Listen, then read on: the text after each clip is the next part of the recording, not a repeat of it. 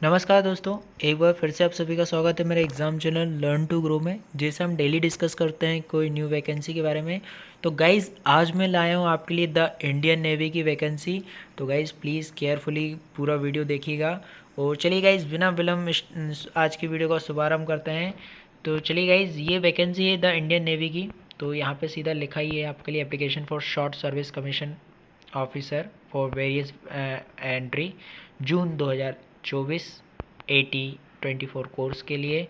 तो यहाँ पे हम बात कर लें कब से स्टार्ट हो गई है। तो अप्लाई डेट जो है ऑनलाइन 7 अक्टूबर 2023, यानी ऑलरेडी ये वैकेंसी ओपन हो चुकी है। और लास्ट डेट की बात कर लें तो एक महीने से भी कम का समय दिया इन्होंने, यानी 29 अक्टूबर 2023। Finally short service commission SSC के थ्रू यानी निकाला गया है ये कोर्स। ठीक है। तो अब आगे हम बात कर लेते हैं एजुकेशन एलिजिबिलिटी कंडीशन के बारे में। तो एजुकेशन क्वालिफिकेशन जो है इनके यहाँ से जनरल सर्विस मांगी गई है। तो उसके लिए एग्जीक्यूटिव ब्रांच जो है बी यानी इंजीनियरिंग वाले या बीटेक वाले जो यानी बीटेक करा हो या बी वाले हो विथ 60% मार्क्स। ठीक है। वैकेंसी 40 निकाली गई है। ठीक है, including 07 hydro. Man and women maximum of 10 vacancy of GS and 2 vacancy in GS hydro for women. Hydro के बारे में हम नीचे देख लेंगे कि क्या है हाइड्रो। और जो जन्म होना चाहिए कैंडिडेट का वो 2 जुलाई 2019 से लेके 1 जनवरी 2005 के बीच होना चाहिए।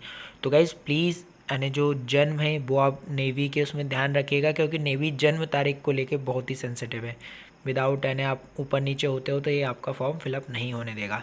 ठीक है। उसके बाद बात कर लें, सेकंड है एयर ट्रैफिक कंट्रोलर की, एटीएस की, और नेवल एयर ऑपरेशन ऑफिसर।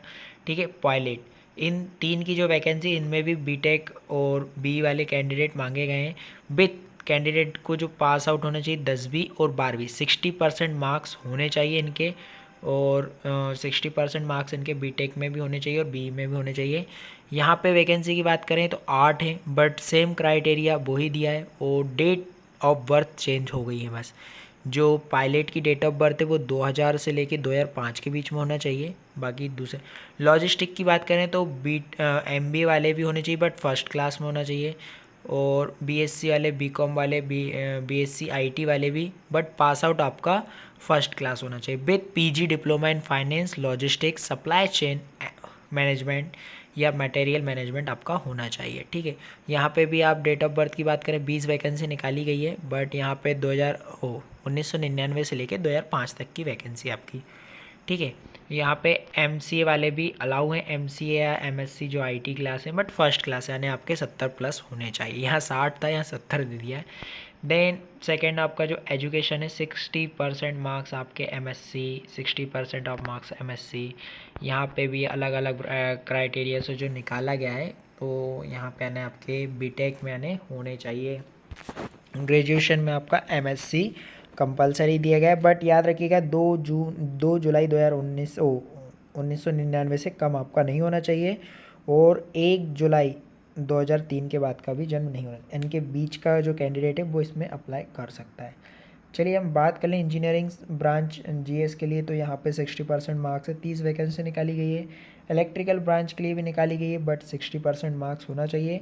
किस किस के लिए निकाली गई वो देख लेते हैं। इलेक्ट्रिकल में इलेक्ट्रिकल एंड इलेक्ट्रॉनिक्स में निकाली गई, यानी इलेक्ट्रॉन का जो भी क्षेत्र, आप टेली कम्युनिकेशन तक इसमें अप्लाई कर सकते हैं। ठीक है। तो ये मैं इसकी पीडीएफ दे दूंगा आपको, तो आप इसको केयरफुली रीड कर लीजिएगा कि आप इसके काबिल हैं कि नहीं, फिर इसको अप्लाई कीजिएगा ताकि आपको भी ज़्यादा वो हो।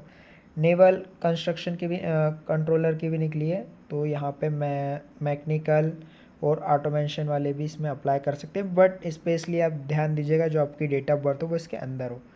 ठीक है। यहाँ पे हम पर्सनल बात कर लें, मर्चेंट नेवी पर्सनल की। तो candidate having government of India ministry of shipping and transport candidate completely. तो यहाँ पे हम जो बात कर लें तो वो 2 जुलाई 1994 टू 1 जनवरी 2005 के बीच में ही उनका जन्म होना चाहिए, जो पैरा नंबर 2 में आपको दिया गया है। तो यहाँ पे हम पैरा नंबर 2 दे देंगे। और कमर्शियल पायलट लाइसेंस होल्डर यानी यहाँ पे दिया है। तो 2 जुलाई 1999 से लेकर 2005 तक, 1 जुलाई 2005 के बीच में उनका जन्म होना चाहिए। अगर आपके पास एनसीसी सर्टिफिकेट है ओ एनसीसी, तो आपके पास 5% आपको ग्रेस मिलेगा कट ऑफ। ठीक है, तो ये आपको पता ही है कि कहाँ आपको सी सर्टिफिकेट और बी सर्टिफिकेट और ए सर्टिफिकेट का फ़ायदा होता है। यहाँ पे आप अप्लाई की बात कर लें तो कैंडिडेट यहाँ क्लियरली मेंशन करके रखा है फाइनल ईयर, या तो आप फाइनल ईयर में होने चाहिए या अभी तक आपने जो पास आउट करा वो 60% होना चाहिए। ठीक है, उसके बाद यहाँ पे और जो भी इनका रूल है उसके द्वारा आपका नहीं रिकॉग्नाइज यूनिवर्सिटी आपकी होनी चाहिए, सीधी सी बात है। और यहाँ पे हम आगे बात कर लें तो और कुछ भी नहीं, बाकी आप भी पढ़ लीजिएगा। इन्होंने साइट भी दे के रखी है officer@navy.gov.in।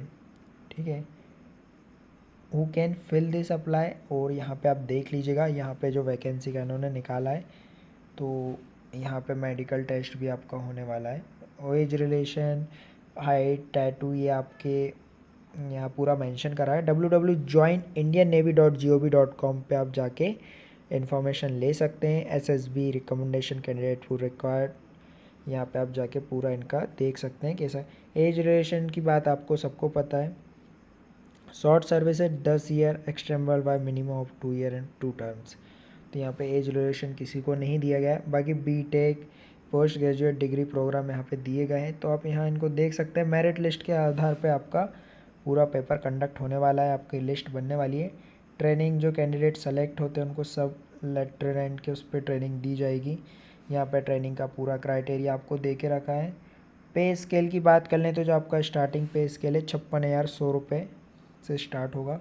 हाउ टू अप्लाई, तो आप joinindiannavy.com पे जाके भी सर्च करके इसको फिल कर सकते हैं।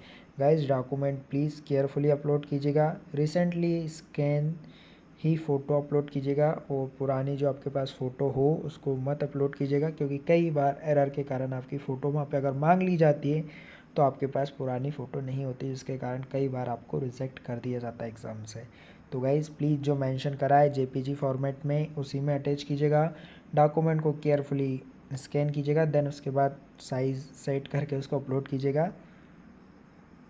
तो गाइज़ यहाँ पे बस इतना ही था इसमें।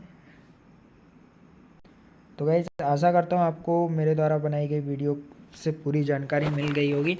फिर भी मैं डिस्क्रिप्शन में PDF का लिंक आपको दे दूंगा, तो वहाँ से आप जाके इसको केयरफुली रीड कीजिएगा। और एक अच्छा मौका है गाइज़ और नेवी में ऑफिसर के लिए, तो बेस्ट ऑफ लक गाइज़। फिर आपसे मुलाकात होगी एक नए वीडियो के साथ। जय हिंद।